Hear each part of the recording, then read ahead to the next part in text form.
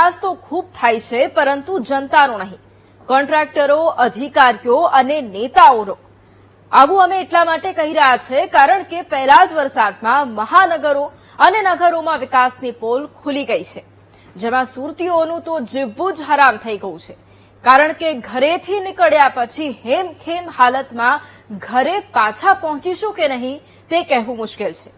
ત્યારે મહાનગરોમાં રોડ પર ધૂળતા ભ્રષ્ટાચારના ભુવાઓની તસવીરો કેવી છે, આવું જોઈએ.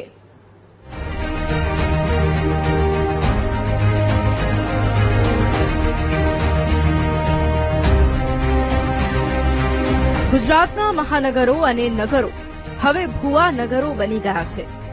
આવું કેમ કહી રહ્યા છે?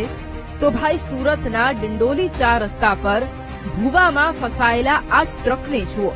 ગેસ સિલિન્ડર સાથે ટ્રક ચાલક જઈ રહ્યો હતો, પરંતુ તેને શું ખબર કે સર્કલ પર પહોંચતા જ તેની સાથે દુર્ઘટના બનશે અને ટ્રક ભુવામાં ફસાઈ જશે. આકાશી નજારો જોતા જ ભુવાની ભયાનકતા પણ દેખાઈ હશે. જો કે આ તો હેવી ટ્રક હતો. કોઈ કાર ચાલક હોત તો વધુ ગંભીર ઘટના બની હોત. જો કે વીટીવી ન્યૂઝના રિપોર્ટને જોતા જ તંત્રના અધિકારીઓ ખાડો પૂરવા માટે દોડી આવ્યા હતા. હવે ડિંડોલીના જ બીજા વિસ્તારની આ બંને તસવીરો જુઓ. એક તસવીર 17 જૂનની છે, જ્યાં નવો બનેલો રોડ 500 મીટર બેસી ગયો હતો. રોડ પર ડમ્પર ફસાઈ ગયું હતું. તે જ રોડની હવે કેવી સ્થિતિ છે તે તમારી નજરો સામે છે. ડિંડોલીથી નવાગામ જવાનું હાલના દ્રશ્યો જુઓ. અગાઉ દેખાવ પૂરતી કામગીરી કરી અને નાસી ગયેલા તંત્રના અધિકારીઓના પાપે લોકોના જીવ જોખમાય તેવી સ્થિતિ આ રોડની બની ગઈ છે. લોકો જીવના જોખમે પસાર થવા મજબૂર છે, કારણ કે મુખ્ય રસ્તો હોવાથી અહીંથી જ જવું પણ પડે છે. અમે વાહન ચાલકો અને રાહદારીઓ સાથે વાત કરી તો સાંભળો તેમનું દર્દ શું છે.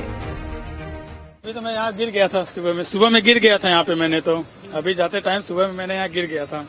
अभी तो ये 10 दिन पहले यहाँ रोड खराब हो गया था, बाद में रिपेयर किया. कितनी ठीक से काम किया है लगता है? नहीं स्टार्ट नहीं किया गया है, काम सही नहीं किया गया है.